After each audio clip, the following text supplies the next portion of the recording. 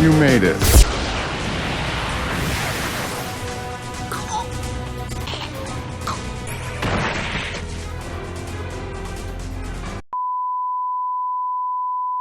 Hey, this is Galvino here, and in this video I'll be talking about Star versus the forces of evil. Specifically, I'll be talking about the Muni princess, Star Butterfly, who is a princess that was sent down from Muni to Earth, like a pretty little girl version of Thor, but one that wasn't banished, of course. She was just sent there so she could practice her magic in a safe environment. Now, why am I talking about some princess who could shoot little whales from her wand? Well, I started watching the show years ago, and I wanted to get into the amount of power Star Butterfly has and ignore the shipping stuff that may come along with the show. So how powerful is this princess? Is this thing that barely knows how to ride a bike building level, or is she much, much more powerful? Let's check it out. So getting into it, at first you see Star and her friend Marco beating up some monsters much bigger than them, throwing them around and overall just toying with them like they're nothing. But later on, in an episode where Star and Marco are going to be late for class, Star freezes time. However, she doesn't just stop time in the area around her or anything. She stops time on a universal scale. After getting time to resume, the time god tells Star that time itself could get damaged if she freezes time again. The crazy part is that when Star used the wand to freeze time, she did it by accident, not actually expecting it to work. Imagine if she actually tried to seriously damage time itself. Another feat, when she had trouble trying to solve a math problem, she accidentally made a time loop and couldn't stop it or escape. So she went back to the time god for help, but the god of space-time, Omnitrox Prime, said even the time god dude couldn't help. So Prime states out all space-times inside of his guts. Anyway, he talks about how there are an infinite amount of Star Butterflies inside of him. So there are infinite timelines and universes, meaning an entire multiverse inside of him. Prime then tells Star that because of the time loop she turned on with the wand, all the infinite timelines were going to collapse on each other. On a far lesser note, but one I felt should be mentioned, is in the Star versus the Forces of Evil Magic Book of Spells, where it shows a princess from the past named Skyween, who used the same wand Star has and used it to blow up an entire dimension or universe. One might argue that this dimension she blew up was only the size of a planet, and thus the wand's only planet level, but the reason I say she blew up the whole dimension is because she went out of her way to describe what she blew up as a dimension and didn't use the word planet. To back this up, a few pages before this, using the wand, Skywing turned off gravity and everyone on the planet skyrocketed up. So Skywing flew up and lassoed, not the dimension, but the planet. Why would she go out of her way to use the word planet here, but not afterwards when she blew up the dimension? So way later on, Glossaric, the living embodiment of magic, says that learning to use magic without the wand can actually make you way more powerful than someone who does use the wand. So it's difficult to imagine the maximum amount of damage Star can dish out if she wanted to. Not saying she's hyperversal or anything, but to deny she's multiversal at this point is just kind of goofy. Next up is her list of abilities that is dummy long, and just to clarify, it's heavily implied that Star can use all the abilities the wand can do if she dips down, so later on in the series she can just span whatever she wants without the wand. So getting that out of the way, we're going to start from the least impressive to most impressive. First off, she can shoot rainbow beams that can send enemy monsters flying, the Narwhal Blast, which shoots little unicorn whales at her targets, Syrup Tsunami Shockwaves, Winter Storm Hyperblow that can encase anything in ice and suspend the frozen thing in the air, Sparkling Lightning Blast, which is just fancy lightning, the Turbo Nuclear Butterfly Blast that heavily damaged Marco's backyard. That's just the stuff she used when she was fighting fodder. Moving away from beams and blasts, Star has transformation magic such as turning a rope bridge into a dragon, turning monsters into harmless versions of themselves like pop figures or something, can enhance weaponry and much more. So basically, without falling into a no limits fallacy, Star can pretty much transform anything into anything as long as she can imagine it. Star can also summon creatures from her wand or create them, such as making a spider that shoots a Gatling laser gun like something from the Fallout games. Make a living cloud that Star can ride and avoid lightning bolts with. She can summon the all-seeing eye that can spy on anyone across multiple dimensions, though it is possible for someone to notice the eye. It's hard to say if she could teleport herself anywhere within that universe or dimension, like if she wanted to go to a different galaxy, for example, or if she can only teleport to her room. Now, she did teleport a waiter to a void world, like I mentioned, so it should make sense if she could teleport herself to that void world if she ever needed to escape that universe for whatever reason. Remember, all this is without the wand and without dimensional hopping scissors. So getting to the big girl stuff, Star can once again time stop or make time loops. So Star stomps Dormammu, obviously. Just kidding. Well, maybe. In the magic instruction book, it's implied you can delete gravity, which if you do it on a universal scale, which she can do, then that alone should destroy every planet, star, and black hole in the universe, since barely anything would be able to hold together, except for atoms or something. I'm not a scientist. I'm starting a cartoon. Give me a break.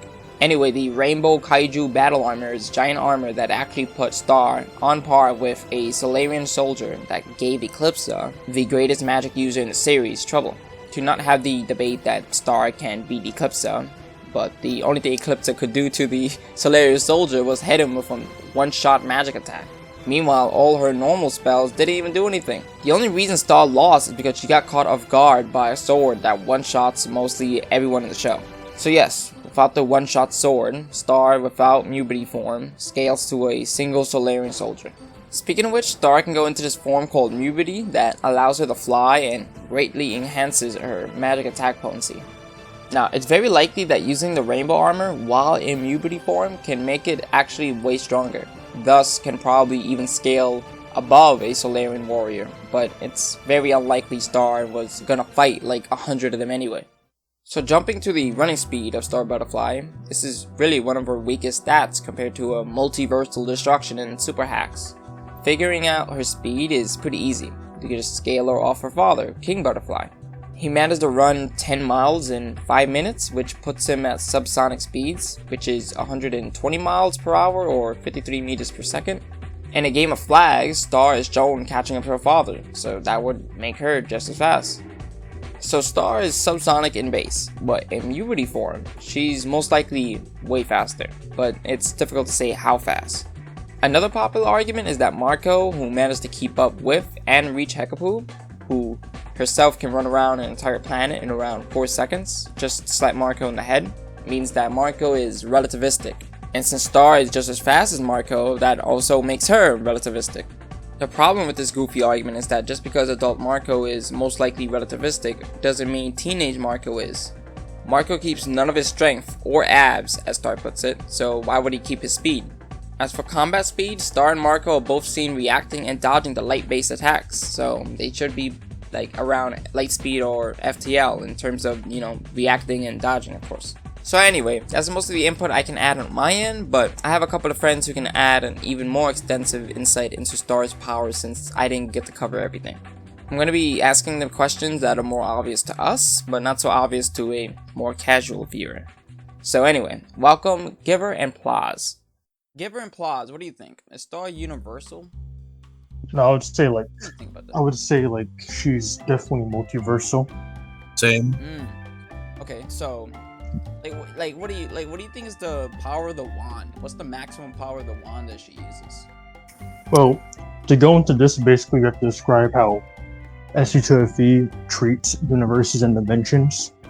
Whenever SUT mentions the word dimension, it's clearly referring to universe. The Earth dimensions, they have the Milky Way in the book and everything, and go further in that. So obviously, what they're saying with dimensions are their universes. Now, when it mentions the universe itself, it's referring to totality. We can see this in various scenes, for example, when Star and Marco get the dimensional scissors that allow them to travel to any dimension. Star directly says, "Now we can go anywhere we want in the universe." So clearly, in this context, when they're saying universe, they're referring to the entire multiverse. So the reason I bring this up for is because one of the things that Queen Moon says, right, literally the first episode is the wand in the hands of evil could destroy the entire universe, which, as we know from Omnitrax's Prime, is infinite in size. Yeah, quoting from Omnitrax's Prime, he says in Math Magic, he says, "Here's infinite versions of you in infinite parallel timelines and infinite parallel math classes." I know that each of those is the different dimensions that we talk about in Star vs. the Forces of Evil, because in Stump Day, Like, there's a reference to it when Marco says, "Oh, aren't there like infinite other versions of you, like across like the different dimensions?" So clearly, like the different timelines are synonymous with the different dimensions in Starburst: The Forces of Evil. If you want to go even further, you can make the case that a single universe can span infinite timelines. So to go with this, let's use Omnitrax's Prime again, where he states all of time and space are as one. And within this singular time and space, infinite timelines and infinite universes span out. Now, as we know of places like Hecapu Dimension, the space-time there is clearly different from something like Earth or Muni, which would imply that what Omnitrax's Prime is saying here is a singular like dimension can span infinite timelines. This is the Hyborgson, obviously. Would you say that's like only like the wand can do that, or do you have to dip down, or? So the wand is just like, as explained by Glossaric, the surface level of magic. It's like you don't go deep into the chunks if you use the wand. You just get to the surface level. But Glossaric basically describes that dipping down is going deep into the magic of the universe, which would imply that dipping down power is more powerful than the wand. We even see in season 4 Star directly saying she doesn't need the wand anymore when she's completely mastered magic herself. Okay, so imagine if she actually just wanted to try and destroy the whole like multiverse or infinite timelines. If she intentionally wanted to do that, it would be perfectly possible, especially in season 4, when in season I think 1 or 2, and with the wand she can do that by accident, right? Yep. And at the end of season 4, like via with Marco while Magic was dying, she did merge the entire multiverse into one. So, like, somebody skeptical might say something like, oh, you know, I mean, she needed the help of Marco or something like that, but it's, you know, I don't know, it's like infinity divided by 2 is to infinity, so I don't know, it's really weird. Like, a lot of people might say, like, oh, you know, she needed help from the other princesses who also needed the dip down or whatever, but it's kind of vague to me. That, plus also, this is when, like, Magic is literally about to die, so that means she's using the weakest extent of Magic to do this feat. Yeah, so it's pretty clear at this point. I don't know for anybody who's not into the meta at this point for Star Versus, that Star is clearly multiversal. Anybody really with the wand can be, and then if somebody dips down, it's pretty much game over. I don't know. Like, it's pretty, I don't even know how that verse is still around at this point. Okay, and then isn't it like in the finales, like a lot of people say like trillions of people died or something when they fuse the multiverse like that? The assumption goes by, since Magic is dead, and since like the Magic High Commission people have died, by extension anyone else's magic will possibly have died. It's not directly confirmed, it's assumed. Oh, that people who with like that might have been like born for magic might still be alive is I think Darren implied that the laser puppies were still alive on her Twitter, so it's possible that other magical beings were actually still alive. Yeah, it's not like, it looks like the only people that really died are the ones that are directly in tune with the magic, aka Glossaric and the Magic High Commission. Okay. So it's looking like maybe Star is not genocidal, maybe. I think that looks pretty good. But she could be if she wanted to. I think it's pretty obvious here at this point. Okay, so now what would you say about Star's running speed? Now, to save you guys the trouble, I'm sure it's like there's just one calc. She's just as fast as her father, and her father like ran like subsonic speeds or something like that. Like, what do you think is her like running speed? You think she scares to her father's? She you can use that. You can also use during the episode Battle of Flags. She moves so fast past all the Johansons that she appears as a blur to them. And then if you use her Muberty form, she literally like flies up into the clouds in like a couple of seconds, which would like grant around like supersonic speeds. Okay, so flying speeds would be even faster than her running. That makes sense. Yes. So it's not the fastest. It's pretty slow for somebody who's like multiversal. But hey, now for combat speed, so what do you think? She'll like get caught off guard by a bullet or something? Could she dodge that? Like, nah, she'd be able to react to that. Yeah, so like you have like several things with combat speed for why she could be FTL or like relativistic, wherever you want to go. For one, we have Spider with a top hat blast, which like his guns are literally called lasers. They move in a straight line. They reflect off of surfaces that are supposed to be reflected, like Marco's sword. Marco casually like blocks each one of them, and Star's comparable to Marco. You have during her like in one of the comics, she fights a past moon who like shoots out a beam of light from her wand and like you see as like original source moves in a straight line, reflects off of her metal sword and everything, even leaves behind a smoke trail showing that it emits heat, and like Star can block that like right in front of her. Then you have just the wand itself, like blast from Star's wand being called laser beams. You have those consistent Wand itself feats. can output natural light too, right? Yeah. If you want to highball now, we can go a little bit further with this. So for one, you have a scene with Baby. Now, as we know, when Baby goes into her smoke form, she goes from Earth to Muni in like a short amount of time.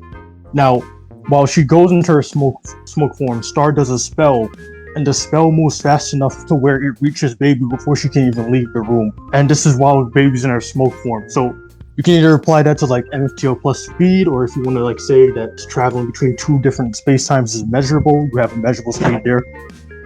That's pretty fast right there. Yep.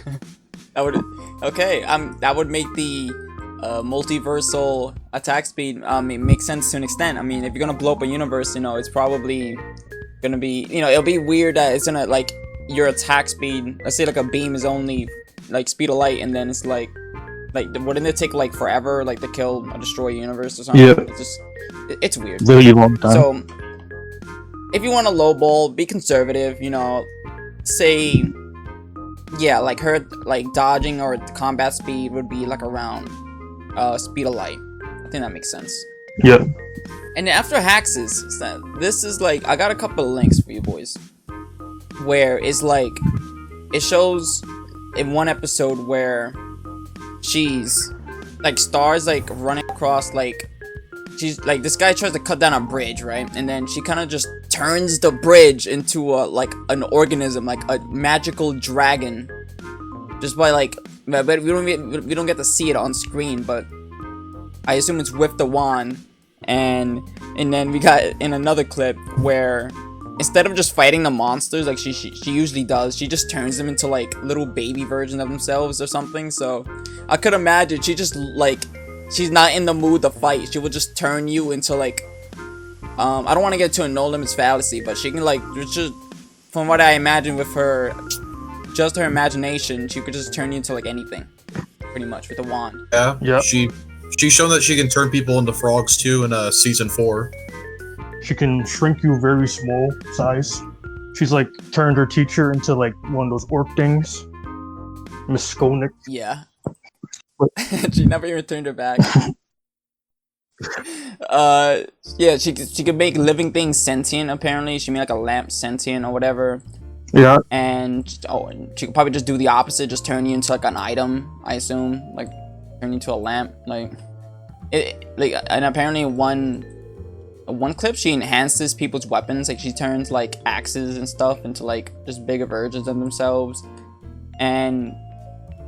Pretty much, it's like I don't know what's to the extent of like why could she just I don't know, for example, just look at let's say Goku and just like turn him into a rabbit, or is it like she has to be overwhelmingly more powerful than him in order to do that? I don't. No, she can just straight up just turn you no matter like regardless of your strength, because like it ignores durability. Yeah, because like you could like some of those monsters technically are physically stronger than her, but she can still transmutate them. Well, I meant like, let's say they're more powerful than the magic itself. Let's say like somebody was like Hyperversal or something, right? And then it's her multiversal magic versus their Hyperversal durability. I assume maybe they could resist that. It's hard to say because like when you get in the higher dimensions, it's more so like can she even comprehend what she's about to hit type deal. Yeah. So it's pretty.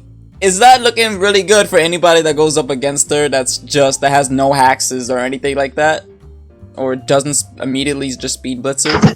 She'll just turn you to like literally whatever she wants or whatever. If she's hungry, you're gonna get turned into a chocolate bar and then you go into her stomach. Nothing much you can do about that. If you want to go like even further though, you can argue that like even killing her isn't enough, because if you remember, during the Battle of Muni, Toffee directly kills her, but even after he does that, she just resurrects herself and literally brings back magic itself and becomes even more powerful. So you're saying like you would have to destroy the entire like magic dimension in order just for her to like disappear. No, because even when Toffee was slowly destroying it, she like if there's even a little bit back, she like even like a small bit, she can bring it back. You'd have to like basically make sure she's down for the count for good.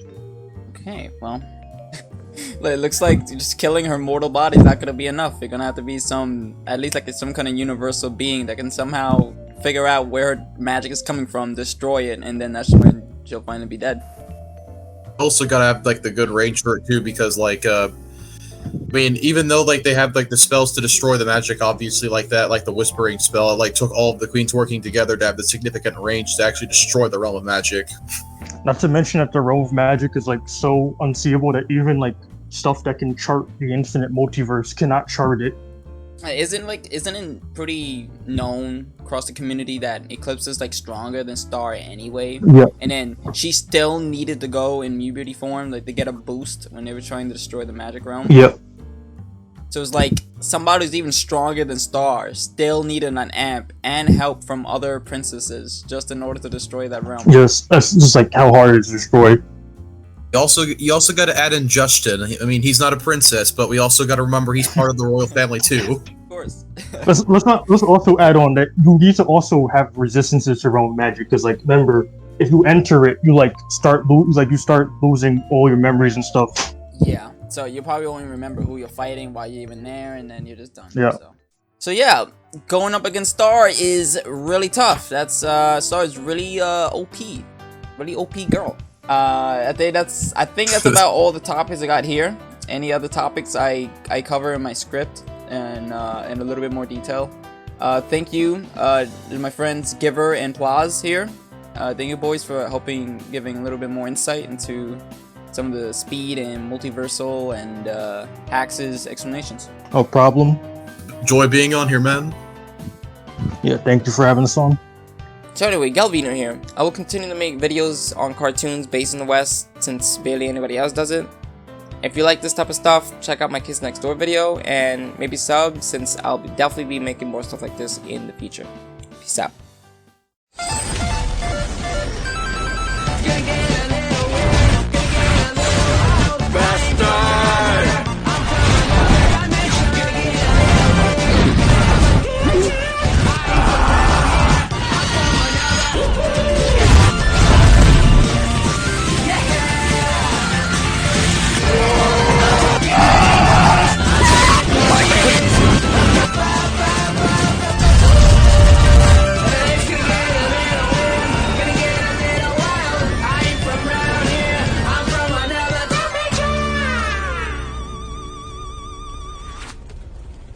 Oh my gosh.